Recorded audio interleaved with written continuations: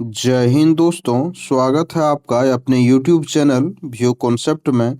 दोस्तों, आज हम लोग आरआरबी ग्रुप डी के 9 दिसंबर के सेकंड शिफ्ट में पूछे गए प्रश्नों का एनालिसिस करेंगे दोस्तों। और यह उनके लिए महत्वपूर्ण है जिनकी आगामी परीक्षाएं ग्रुप डी की है, और चाहे जिनकी परीक्षाएं 9 दिसंबर के सेकंड शिफ्ट में हुई है, वे भी अपने प्रश्नों का मिलान करके सही उत्तर को देख सकते हैं दोस्तों। तो चलिए शुरू करते हैं। पहला प्रश्न है दोस्तों कि शूटिंग के क्षेत्र में 2025 मेजर ध्यानचंद खेल रत्न पुरस्कार किसे दिया गया? तो यह मनु भाकर को दिया गया दोस्तों। इसमें से हम लोग देखेंगे तो इसमें से 4 लोगों को इसमें से दिया गया है दोस्तों मेजर ध्यानचंद खेल रत्न पुरस्कार दोस्तों। तो अगले पेज पे हम लोग देखते हैं, उसमें से पहला है दोस्तों डी गुकेश, जिनका कि संबंध जो है सो शतरंज से है। और मनु भाकर जिनका कि संबंध शूटिंग से है, जिनका कि अभी हम लोग ऑप्शन में भी देखे थे। और हरमनप्रीत सिंह जिनका कि संबंध हॉकी से है। और प्रवीण कुमार जो कि पैरा एथलीट हैं। और ये चारों लोगों को दोस्तों दिया गया है मेजर ध्यानचंद खेल रत्न पुरस्कार, है ना। अगला प्रश्न है अप्रैल 2025 के 107वें राष्ट्रीय उद्यान के रूप में किसे अधिसूचित किया गया है? तो वह है दोस्तों Similipal tiger reserve. Option number C इसका सही उत्तर है, और यह उड़ीसा में अवस्थित है दोस्तों। अगला प्रश्न है, इसके बारे में थोड़ा सा देख लेते हैं कि नाम है इसका दोस्तों सिमलीपाल राष्ट्रीय उद्यान। स्थान जो है सो यह कहाँ है? उड़ीसा भारत में है। महत्व यह है दोस्तों कि यह उड़ीसा का दूसरा जो है सो राष्ट्रीय उद्यान है, नेशनल पार्क है, भीतरकनिका के बाद, है ना।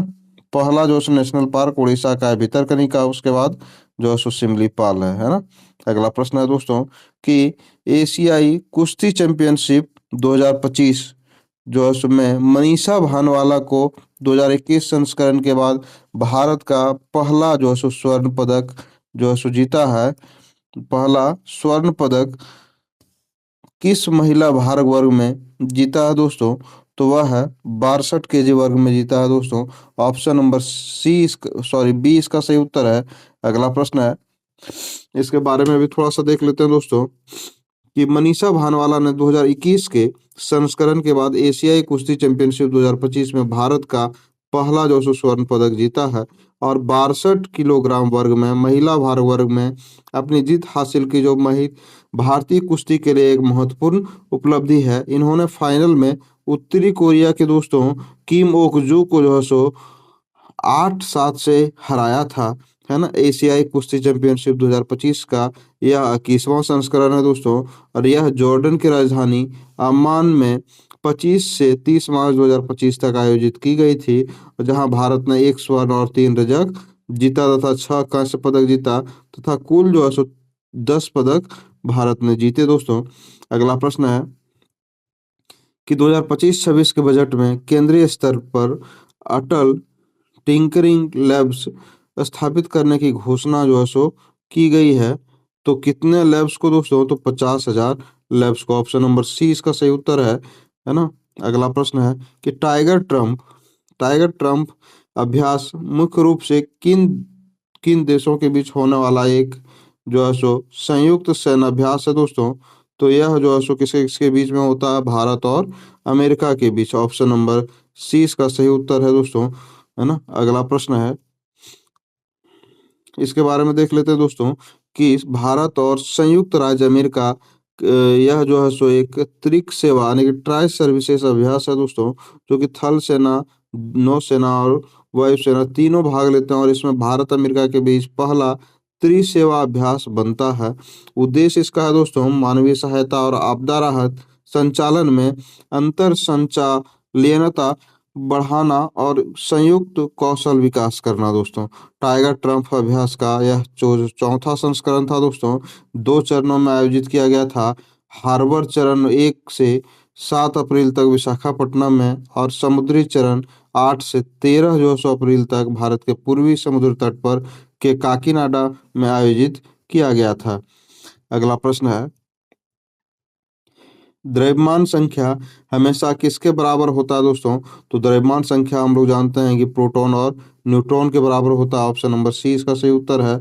और अगले प्रश्न पे चलते हैं पीएच स्केल का रेंज जो है सो पूछा गया है कि आमतौर पर कितना होता है दोस्तों। तो ऐसे ही हूबहू जो है सो प्रश्न इसमें से दिए गए थे आपके एग्जाम में, है ना। तो हम लोग जानते हैं कि इसका सही ऑप्शन ऑप्शन नंबर सी होगा दोस्तों, जो कि 0 से 14 तक जो है सो पी इसका होता है।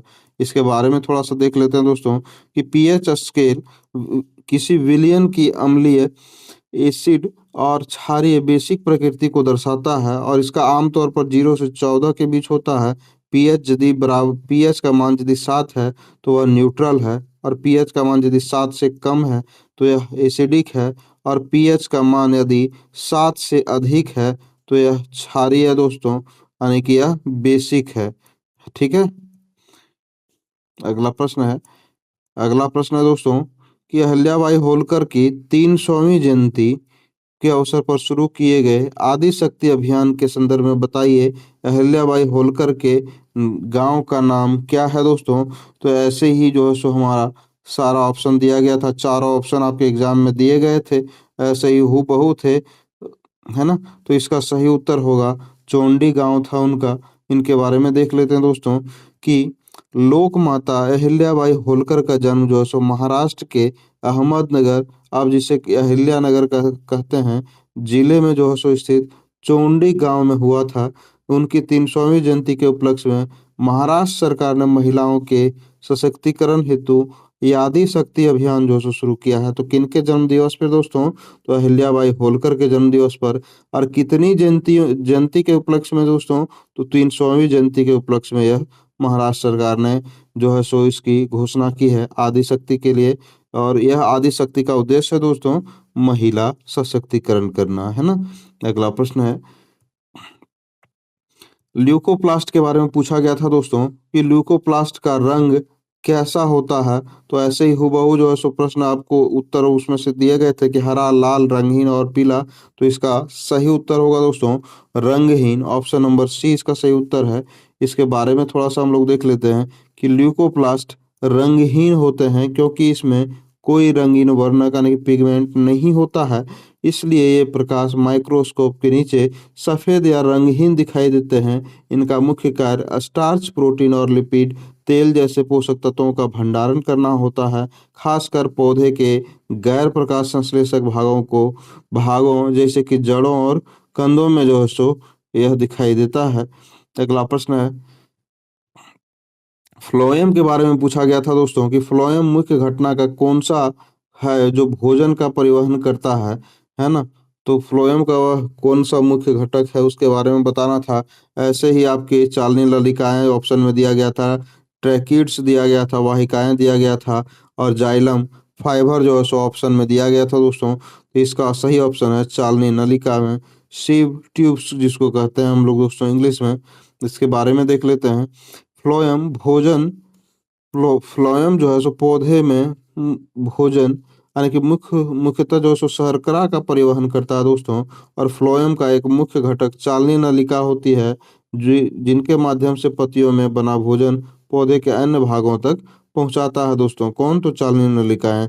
और सहचारी कोशिकाएं, कंपेनियन सेल्स, इनका कार्य करने में सहायता करती हैं। अगला प्रश्न है, इसरो ने 2025 को किस नाम से संबोधित किया है दोस्तों? तो उसमें आपका पहला ऑप्शन दिया गया था मंगल मिशन वर्ष, दूसरा चंद्रयान वर्ष, तीसरा गगनयान वर्ष, और चौथा जो है सो अंतरिक्ष अंतरिक्ष जो है सो नवाचार वर्ष। तो इसका सही उत्तर होगा दोस्तों गगनयान वर्ष, ऑप्शन नंबर सी इसका सही उत्तर है। और इसके बारे में थोड़ा सा हम लोग देख लेते हैं कि गगनयान वर्ष के इसके अलावा अंतरिक्ष दिवस जो है सो 2025 23 अगस्त को मनाया गया है, जिसका कि थीम है आर्यभट्ट से गगनयान, प्राचीन ज्ञान से अनंत संभावनाओं तक इसका थीम रहा है दोस्तों। अगला प्रश्न है, अगला प्रश्न दिया गया था दोस्तों कि कम वर्षा, लो रेनफॉल और तेज हवाओं, स्ट्रॉन्ग वाइंड्स वाले क्षेत्रों के लिए सबसे उपयुक्त सिंचाई विधि कौन सी है?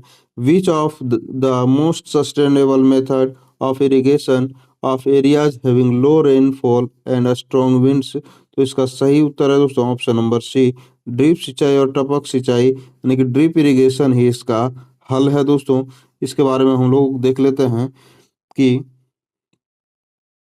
कम वर्षा और तेज हवाओं वाले क्षेत्रों में पानी की बचत बहुत जरूरी है।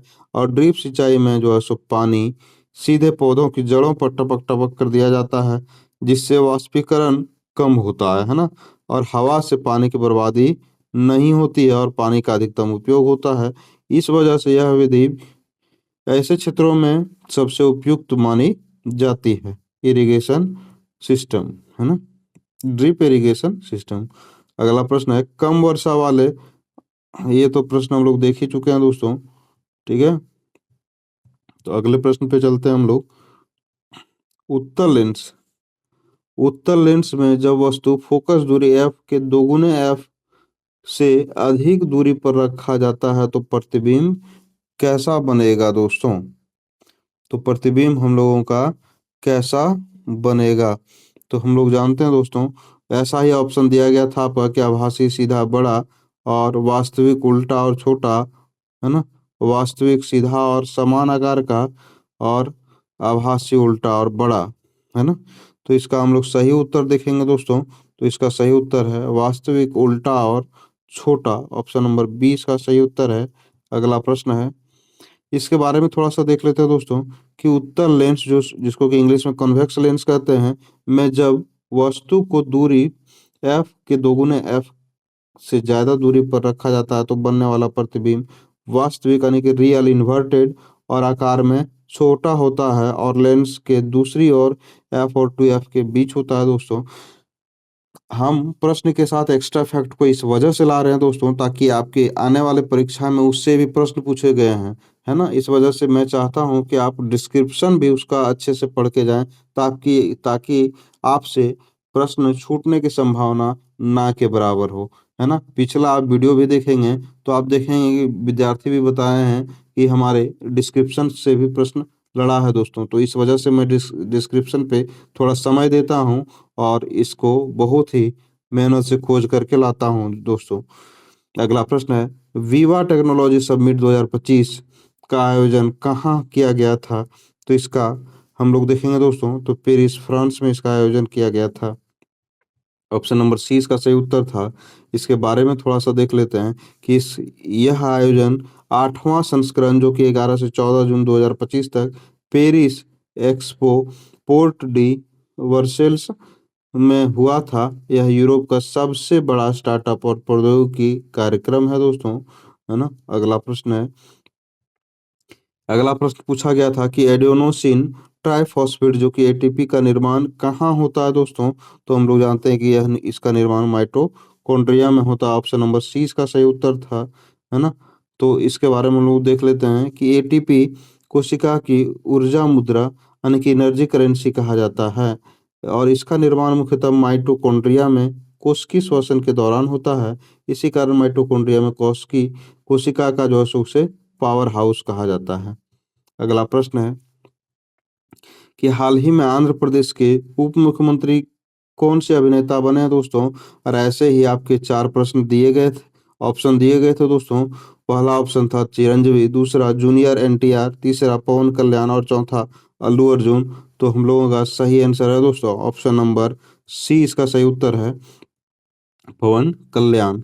अगला प्रश्न है, इसके बारे में थोड़ा सा देख लेते हैं दोस्तों कि लोकप्रिय फिल्म अभिनेता पवन कल्याण ने जो कि जनसेना पार्टी के हैं दोस्तों, वह प्रमुख हैं और जून 2024 से आंध्र प्रदेश के 11वें उप मुख्यमंत्री के रूप में कार्यरत हैं, है ना। आंध्र प्रदेश के उप मुख्यमंत्री बने हैं पवन कल्याण 11वें नंबर के। अगला प्रश्न है जो 2024 के भ्रष्टाचार धारण सूचकांक 2024 में अमेरिका अमेरिका को कितना अंक दिए गए हैं। तो ऑप्शन ए था दोस्तों 55, बी 60 और सी 65 और डी 70। तो इसमें से हम लोगों का सही ऑप्शन होगा दोस्तों ऑप्शन नंबर सी 65 जो सौ अंक दिया गया है अमेरिका को। और सबसे टॉप में डेनमार्क रहा है 90 अंकों के साथ दोस्तों। तो इसके बारे में देख लेते हैं कि 2024 में सीपीआई ने ट्रांसपेरेंसी इंटरनेशनल ने अमेरिका को जो है सो 65/100 अंक दिया यानी कि 100 में से 65 अंक जो है सो अमेरिका को दिया गया है ना। और सीपीआई स्केल 0 से 100 का होता है, जहाँ 0 अत्यधिक भ्रष्ट यानी कि हाईली करप्टेड और 100 जो है सो बहुत ही स्वच्छ यानी कि वेरी क्लीन चेहरा दर्शाता है। तो भारत का रैंक इसमें से 96वां है 180 देशों में से। और भारत का यदि देखा जाए स्कोर तो 38वां है 100 में से, यानी कि 38 जो है सो मार्क्स प्राप्त है। एक तरह से कह सकते हैं दोस्तों 38 पॉइंट जो है सो मिला है 100 पॉइंट में से इंडिया को भ्रष्टाचार धर्म सूचकांक में। और डेनमार्क जो है सो इसमें से पहले स्थान पर रहा है 90 के स्कोर के साथ दोस्त। अगला प्रश्न है, अगला प्रश्न है किसी व्यक्ति का वजन वेट जो है सो पृथ्वी पर 96 किलोग्राम है तो चंद्रमा पर उसका द्रव्यमान मास कितना होगा दोस्तों। तो हम लोग इसमें से प्रश्न में थोड़ा सा संदेह है दोस्तों, कोई कोई तो द्रव्यमान बता रहे हैं और कोई कोई तो भार के बारे में बता रहे हैं दोस्तों। तो हम लोग जानते हैं कि द्रव्यमान, चाहे द्रव्यमान के संदर्भ में हम लोग देखते हैं तो द्रव्यमान चाहे पृथ्वी पर हो चाहे चंद्रमा पर हो दोस्तों, द्रव्यमान कभी भी बदलता नहीं है। तो उस केस में इसका ऑप्शन नंबर सी हो जाएगा, क्योंकि द्रव्यमान बदलेगा नहीं। तो 96 केजी पृथ्वी पर है तो चंद्रमा पर भी 96 केजी ही होगा, है ना। इस पर हम लोग देखते हैं यदि भार के संदर्भ में दोस्तों, तो हम लोग जानते हैं कि जो पृथ्वी पर जो भार होता है, मान लीजिए पृथ्वी पर भार है हमारा 96 किलोग्राम, तो वह जो है सो चंद्रमा पर उसका भार क्या हो जाएगा, पृथ्वी पर के भार का 1/6 गुना, है ना। तो इसका 1/6 गुना यानी कि 96 का हम लोग देखेंगे दोस्तों कि 96 का 1/6 गुना, तो हमारा कितना आंसर आ जाएगा, सॉरी, तो यह हमारा 16 केजी आंसर आ जाएगा। ऑप्शन नंबर ए उस केस में सही ऑप्शन हो जाएगा। तो जैसा भी क्वेश्चन था दोस्तों, यदि आपको याद है तो आप कमेंट बॉक्स में या हमारे टेलीग्राम ग्रुप से जुड़ सकते हैं, जिसका कि नाम है दोस्तों चैनल के ही नाम पे व्यू कॉन्सेप्ट, है ना। या तो फिर आप हमारे डिस्क्रिप्शन के लिंक में भी जा करके आप टेलीग्राम से जुड़ सकते हैं और अपने प्रश्नों को, आगामी प्रश्नों को भी भेज सकते हैं, या फिर प्रश्न सही प्रश्नों को में भी सुधार कर सकते हैं, है ना। वैसे प्रश्नों के सुधार करने की आवश्यकता, जो हम प्रश्न ले चुके हैं उसमें सुधार करने की आवश्यकता बिल्कुल ना के बराबर है, क्योंकि मैंने बिल्कुल एग्जैक्ट प्रश्न लिया है और वह भी एक दो नहीं, बहुत सारे स्टूडेंटों से सबका जो है सो हम लोग देख करके, मैसेज देख करके उसको मिलान करके लिए हैं दोस्तों।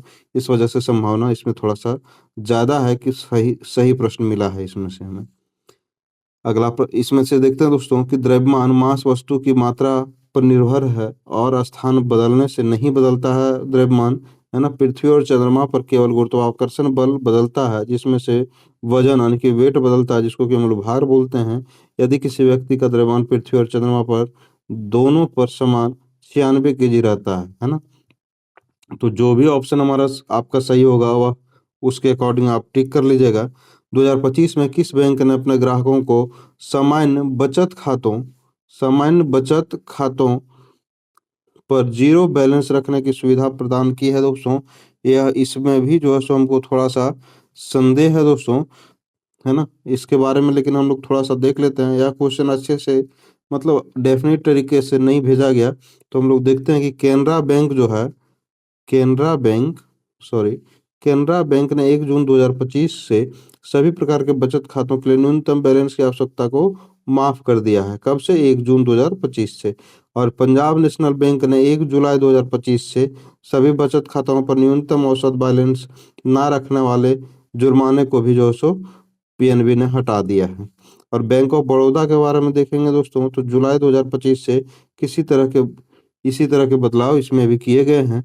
और एसबीआई में देखेंगे दोस्तों, तो वास्तव में मार्च 2020 में ही अपने नियमित बचत खातों पर न्यूनतम बैलेंस की आवश्यकता को भी एसबीआई ने समाप्त कर दिया गया था। तो आपका जो भी डेट दिया गया होगा दोस्तों, उसके अनुसार आप अपने प्रश्न को टिक कर लेंगे, है ना। अगला प्रश्न है 2025 में बांस उद्योग नीति बांस उद्योग नीति दोस्तों, है ना, सॉरी, बांस उद्योग नीति को सर्वप्रथम किस राज्य ने लागू किया था। तो हम लोग जानते हैं दोस्तों कि इसका सही उत्तर हम लोग देखेंगे तो यह महाराष्ट्र इसका सही उत्तर है दोस्तों, ऑप्शन नंबर डी। इसके बारे में थोड़ा सा हम लोग देख लेते हैं। तो इसका 2025 में महाराष्ट्र राज्य ने सर्वप्रथम महाराष्ट्र बांस उद्योग नीति 2025 को लागू किया, जिसे अक्टूबर 2025 में मंजूरी मिल गई दोस्तों। अगला प्रश्न है कि यदि वस्तु का द्रव्यमान 5 kg है और उस पर त्वरण 2 मीटर प्रति सेकंड स्क्वायर कार्य कर रहा है, तो उस पर लगने वाला बल कितना होगा? तो उसका पहला ऑप्शन दिया गया था 5 न्यूटन, दूसरा 7 न्यूटन, तीसरा 10 न्यूटन और चौथा 20 न्यूटन, है ना। तो हम लोग जानते हैं दोस्तों कि यह बराबर क्या होता है हमारा एम ए। तो एम फॉर मास होता है और ए फॉर एक्सक्लरेशन, तभी हमारा जाकर के फोर्स निकलता है। तो मास हमारा 5 kg है और एक्सक्लरेशन हमारा 2 मीटर प्रति सेकंड स्क्वायर है। तो हमारा फोर्स कितना आएगा दोस्तों? तो ये हमारा 10 न्यूटन आएगा। अतः हमारा ऑप्शन नंबर सी इसका सही उत्तर है। अगला प्रश्न है, सॉरी, तो इसका सही उत्तर था दोस्तों ऑप्शन नंबर सी। अगले प्रश्न पे हम लोग चलते हैं।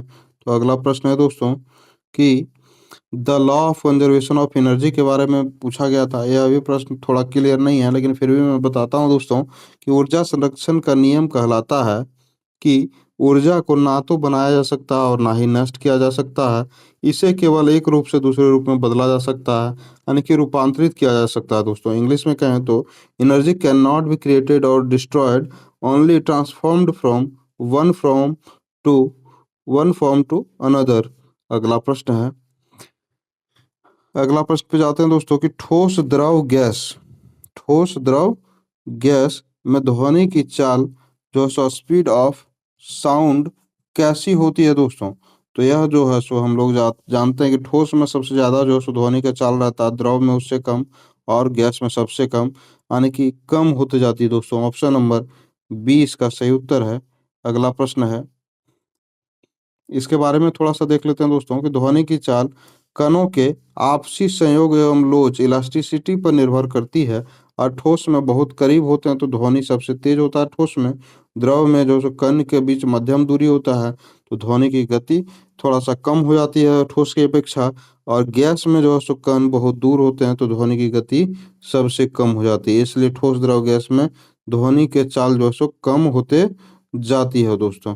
अगला प्रश्न है कि 2025 में अरुणाचल में तितली जो कि बटरफ्लाई की एक नई जो है सो प्रजाति दर्ज की गई है। इनमें से कौन सी तितली पहली बार देखी गई है दोस्तों? तो इसका सही उत्तर है उथालिया मलकाना। ऑप्शन नंबर ए इसका सही उत्तर है। इसके बारे में थोड़ा सा देख लेते हैं दोस्तों, हो सकता है इसके फैक्ट से आपका अगला क्वेश्चन पूछ दिया जाए।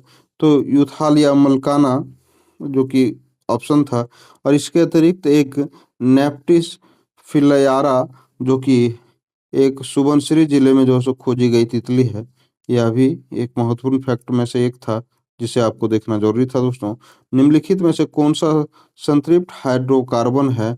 तो हम लोग जानते हैं ऑप्शन नंबर ए इसका सही उत्तर है, ब्यूटेन है इसका सही उत्तर। इसके बारे में थोड़ा सा देख लेते हैं दोस्तों। तो संतृप्त हाइड्रोकार्बन वे होते हैं जिसमें कार्बन कार्बन के बीच केवल एकल बंध होते हैं, और ब्यूटेन जो कि C4H10 एक अल्केन है, इसलिए यह संतृप्त हाइड्रोकार्बन है। प्रोपीन और एथीन में द्विबंधन होता है, डबल बॉन्ड होता है। और बेंजीन में तो चक्रीय यानी कि यह संतृप्त संरचना होती है, एरोमेटिक रिंग होती है दोस्तों।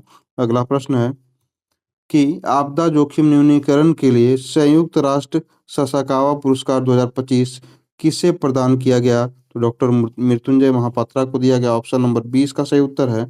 अगला, यहीं पे प्रश्न हमारा समाप्त होता है दोस्तों।